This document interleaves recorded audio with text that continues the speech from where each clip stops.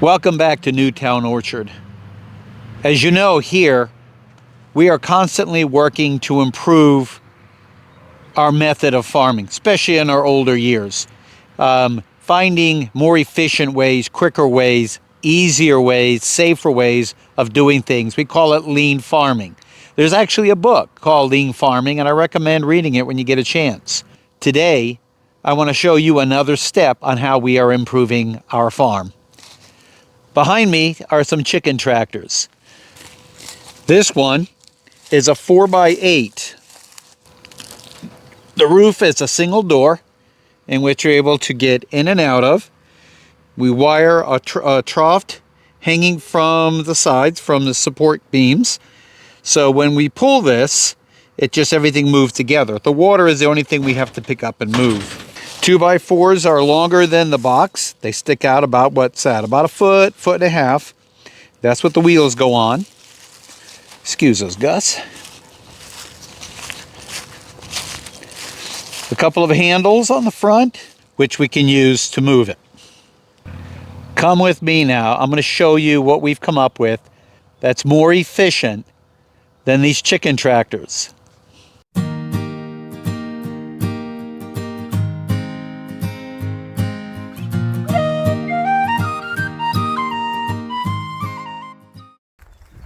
Last year, we raised 100 meat birds, and unfortunately, those chicken tractors didn't do as well. Many of those chickens overheated and died. They grew so fast, and I've grown meat chickens in there before, just not so many. So we went online and we found this frame with the tarp. There it is there. We're getting ready to put it on. What we decided to do is enclose the base of it, go into details. So here's the door. Here's the front door. We attached it with wood screws, drilling holes through the metal, creating the frame, and closing that door. And that worked wonderfully. Did it on each side. The rest of it, on the bottom, we did 2x4s. 2x4s are sistered together, but shorter 2x4s so they can go the full length, because this is 10 feet long.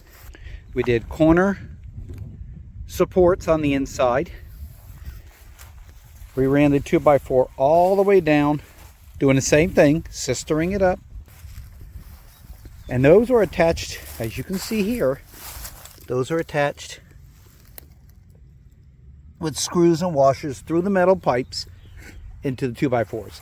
Then we ran 2x2s along the top at 2 feet up. We stapled in from the inside hardware cloth, and then higher up we used good old chicken wire.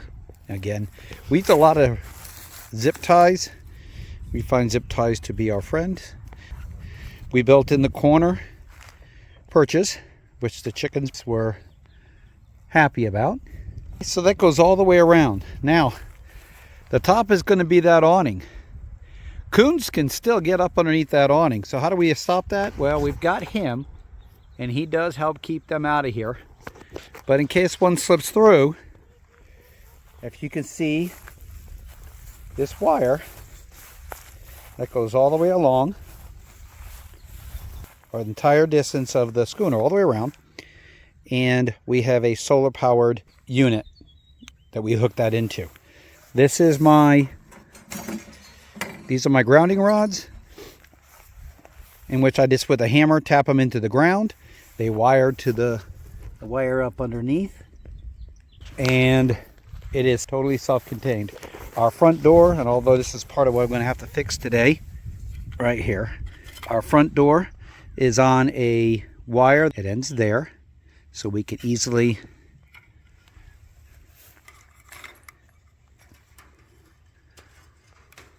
open this up, and now we can walk right in.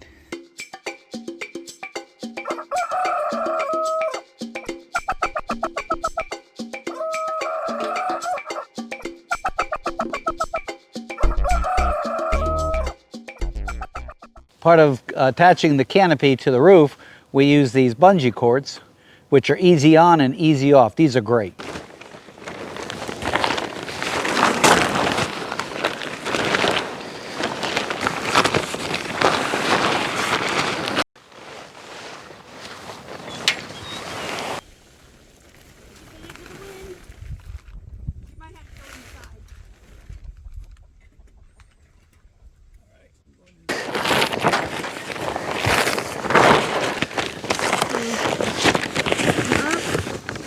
We've got it all hooked up. I got to tell you again, those little bungee cord things made this so much simpler. And those bungee cords I showed you made a big difference. It's all about the lean farming. We're trying to do everything a lot easier, especially in our older years. So it's done. We got to get the electric wire fixed up. Other than that, the electric will be ready to be installed, and then we will start bringing in the chickens. Once I'm done putting the chickens in here, I'm going to show you how I move it. You'll love it. The next cool trick that I developed last year, watch this. So we close it up. I bring in an old two-wheel dolly and I tuck it up under the door, giving enough slack so I don't break the electric yellow clips holding the electric wire up. And then we just lift it and pull it. So it really is super light and simple. Okay, so we lift it and then we just pull it. And it really doesn't take much to move the length of this schooner. This is so much easier than having to come out every day or 2 or 3 times a day to move the chicken tractors. The schooner has been wonderful. So I'll show you a couple more tricks. All right, another trick we came up with, since our ground's not perfectly level, you can see where the 2x4 is flush against the ground there. I've got a gaping hole here and the chickens will get out, and then it's flush over there again. And there are many areas in my yard where I'm going to come across this. So I keep an old piece of pressured wood and just shove it up in there. And if I need to go further for the distance, I have this old 2x6. And again, it's old, it came with the farm. And I just tuck it up in there like so. And that keeps the chickens from getting out, and it keeps the critters from finding a way in. Another challenge we came up with was the tarp that goes over the top turns this into a giant parachute. And if you've seen some of our earlier videos, you know we get a bit of wind out here.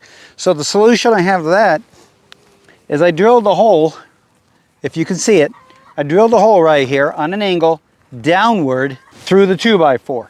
Now, without hitting this electrical wire, because that's important,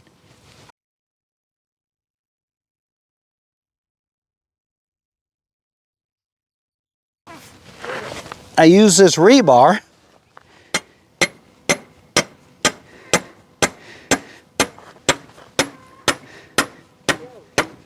All right, now I'm going to put a flag of some kind on this to make sure that somebody doesn't trip. So that's one side. Now, catty corner. All right, down here I have another hole, same thing, on an angle. I've got a shorter piece because I don't need to be as long as that other rebar was.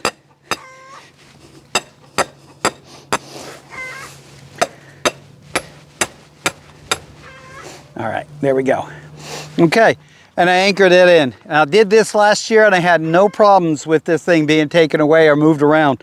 If it does, I'll drill holes in the corner, the other two corners, and do opposite. There you go, another problem solved.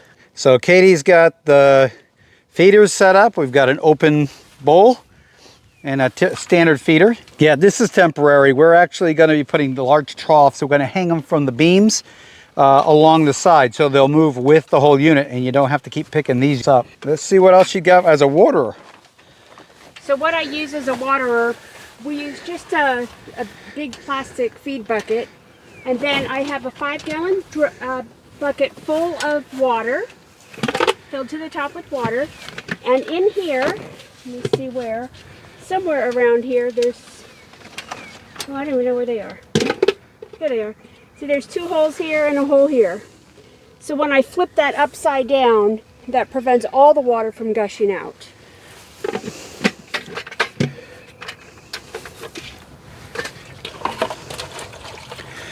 And you need to make sure those holes are on the low side.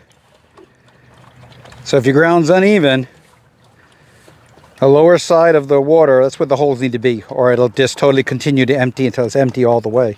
Or it'll just continue to empty, I guess I should say.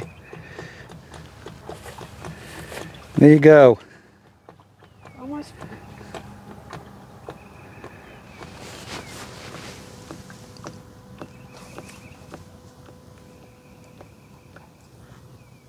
There we go, and it stops. So Next now step is to get the chickens out here. Katie is turning her gorilla cart into a taxi cab or a bus to haul those cute little meat chickens to the schooner. All right, let's load up the chickies. I'll hold the door open.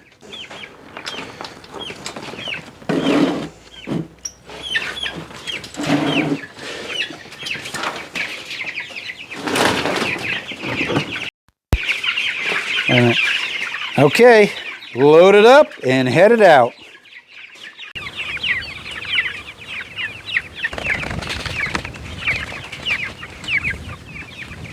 The chickens are all exploring, trying to figure out this is their first time ever on grass. So now that they're out here, their feathers will get much cleaner. They'll get nice and fluffy. I expect by the end of the day, they're going to be running all over this area.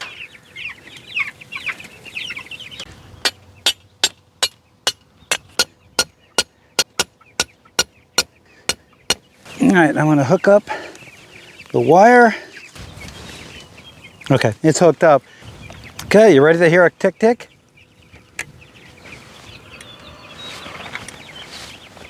Can you hear the tick tick? Okay, now we're going to check, see how much of a charge we've got going through here.